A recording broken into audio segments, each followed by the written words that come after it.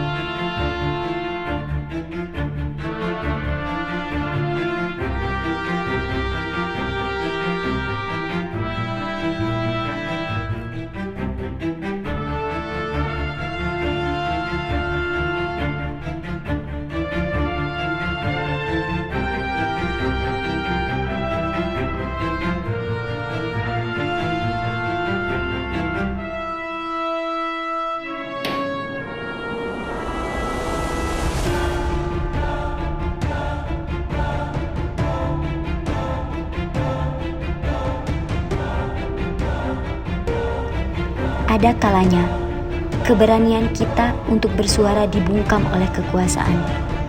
Ketika jabatan digunakan untuk menekankan kebenaran, hak asasi menjadi terancam. Namun, suara yang tulus tak akan pernah benar-benar hilang.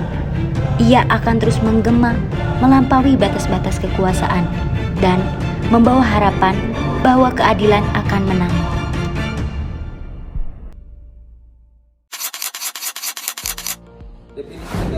Definisi negara hukum adalah konsep penyelenggaraan negara yang didasarkan pada hukum. Dalam negara hukum, setiap tindakan penyelenggaraan negara harus didasarkan pada hukum yang berlaku. Selanjutnya ada konsep dasar negara hukum. Konsep negara hukum yang diciptakan adalah negara hukum demokrasi yang secara aktif bertujuan untuk mewujudkan perlindungan terhadap segenap bangsa Indonesia dan seluruh tumpah darah Indonesia. Memajukan kesejahteraan umum, mencerdaskan kehidupan bangsa, dan ikut serta memelihara ketertiban dunia yang berdasarkan kemerdekaan, perdamaian abadi, dan keadilan sosial. Di samping itu, negara hukum Indonesia dipengaruhi Pancasila sebagai kumpulan nilai-nilai dasar yang disepakati dan menjadi landasan praktek kedaulatan rakyat, yakni ketuhanan yang Maha Esa, kemanusiaan yang adil dan beradab, persatuan Indonesia, dan kerakyatan yang dipimpin oleh hikmat kebijaksanaan dalam permusyawaratan perwakilan, serta menciptakan keadilan sosial bagi seluruh rakyat Indonesia. Dengan demikian, negara hukum Indonesia yang dijalankan haruslah senantiasa memperhatikan aspek keutuhan, kemanusiaan, persatuan, permusyawaratan, dan keadilan. Selanjutnya, prinsip-prinsip negara hukum. Seperti telah disinggung dalam bagian terdahulu, Indonesia adalah negara hukum. Sebagai negara hukum, Indonesia menganut dan menjalankan prinsip-prinsip negara hukum dalam kehidupan bernegara. Secara umum, prinsip-prinsip negara hukum yang dikemukakan para ahli hukum meliputi antara lain: yang pertama, supremasi hukum; yang kedua, persamaan dalam hukum; yang ketiga, asas legalitas; yang keempat, pembatasan kekuasaan; yang kelima, peradilan yang bebas dan tidak memihak; yang keenam, perlindungan hak asasi manusia; serta yang ketujuh, transparansi dan kontrol sosial. Mari kita bahas satu persatu. Yang pertama, supremasi hukum. Supremasi hukum menekankan bahwa hukum adalah pedoman tertinggi dalam negara hukum.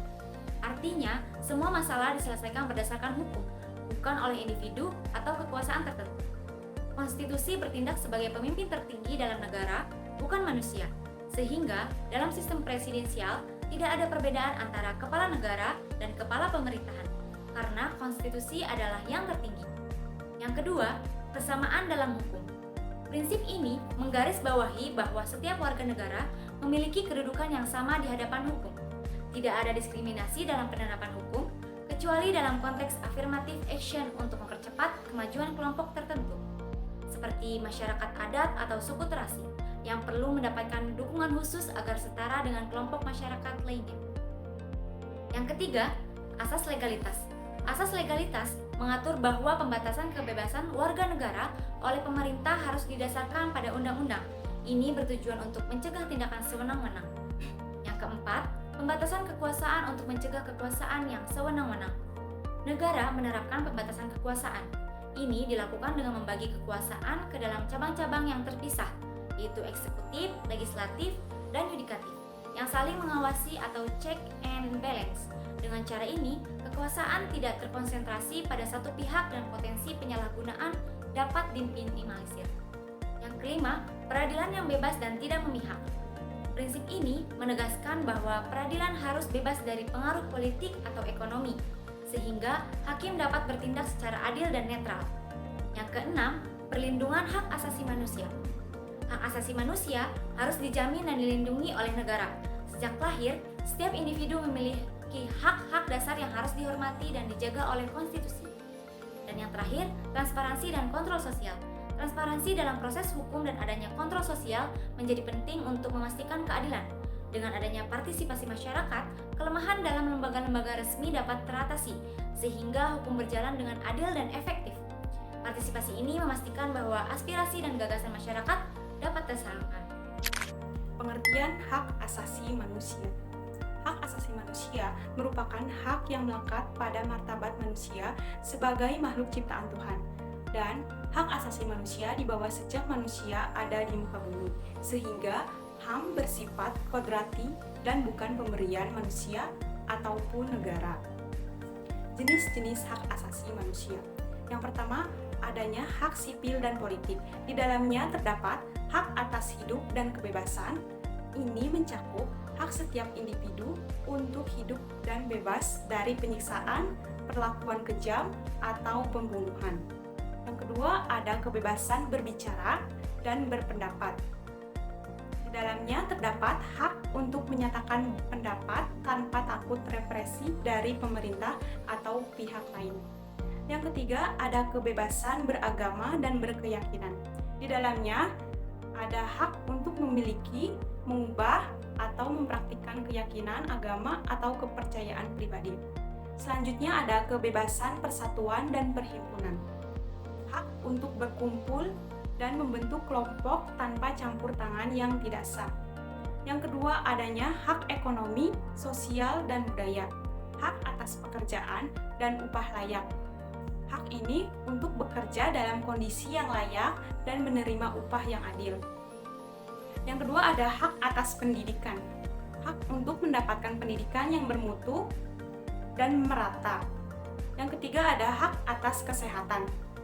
Yang terdapat hak untuk mendapatkan akses ke pelayanan kesehatan yang berkualitas. Selanjutnya ada hak atas perumahan yang layak. Yang terdapat hak untuk tinggal di tempat yang aman dan layak. Oke, di sini saya akan menjelaskan tentang dasar hukum hak asasi manusia.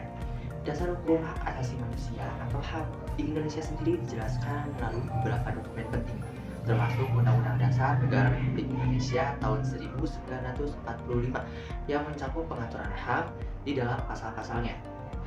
Seperti pasal 27 yang menjamin hak atas kesamaan di depan hukum dan pasal 28 yang mengatur beragam hak asasi manusia.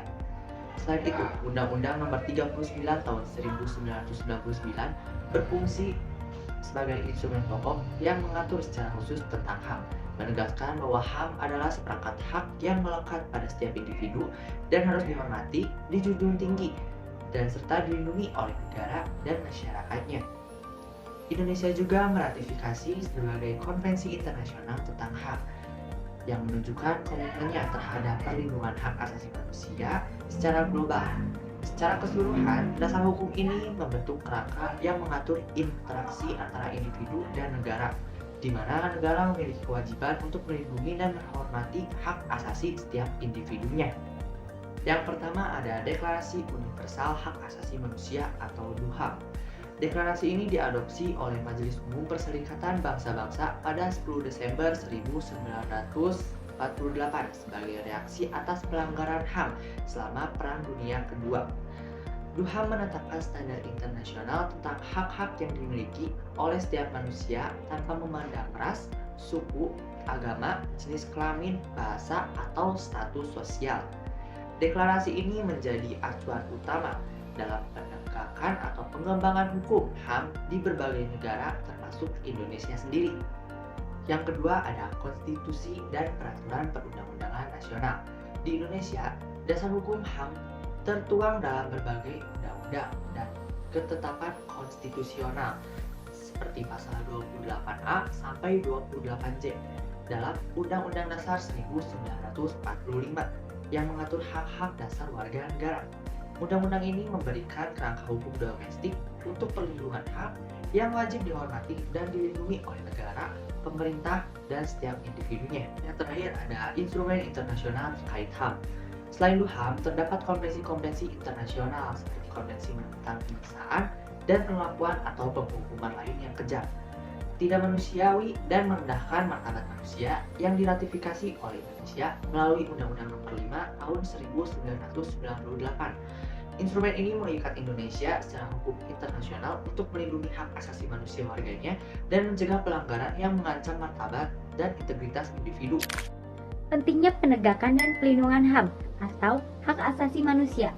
HAM merupakan hak mendasar yang melekat pada setiap individu sejak lahir, tidak dapat dicabut oleh siapapun dan dijamin oleh konstitusi serta undang-undang di Indonesia.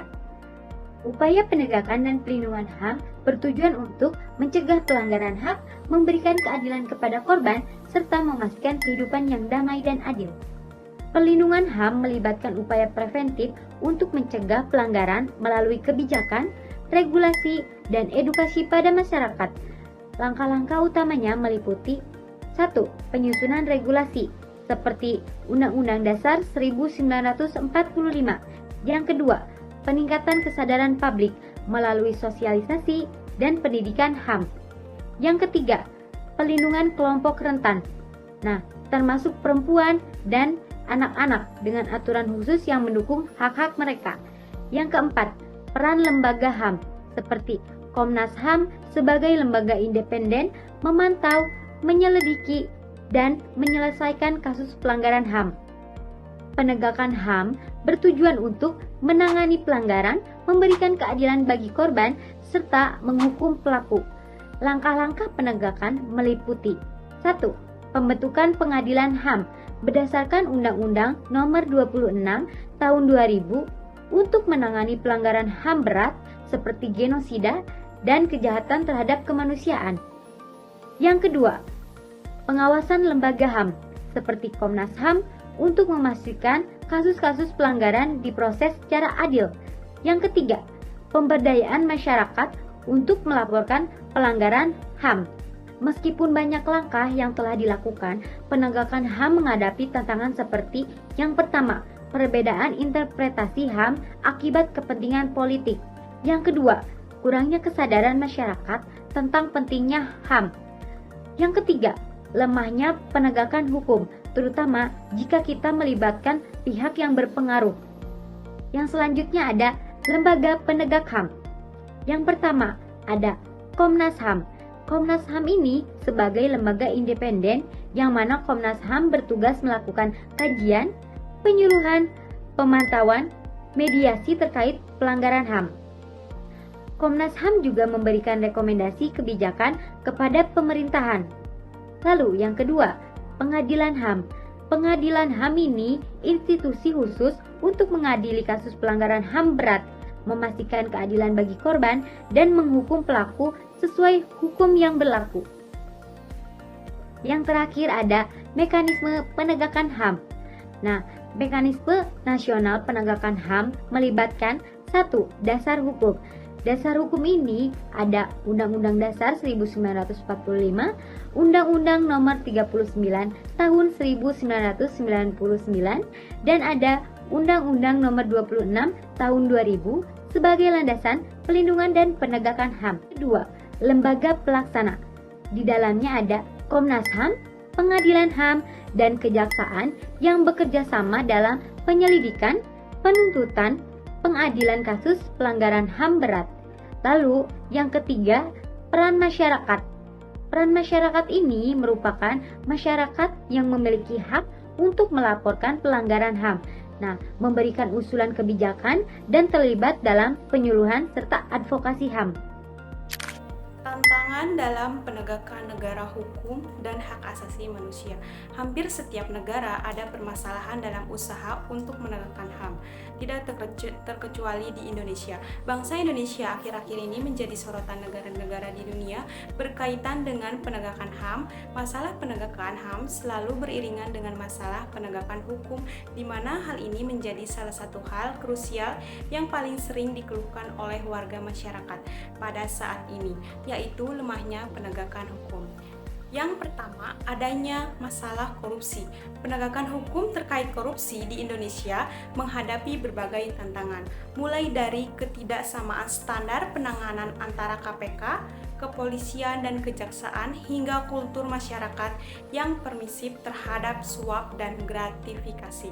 Hal ini diperparah dengan intervensi politik yang seringkali melemahkan proses hukum serta kurangnya profesionalisme aparat penegak hukum.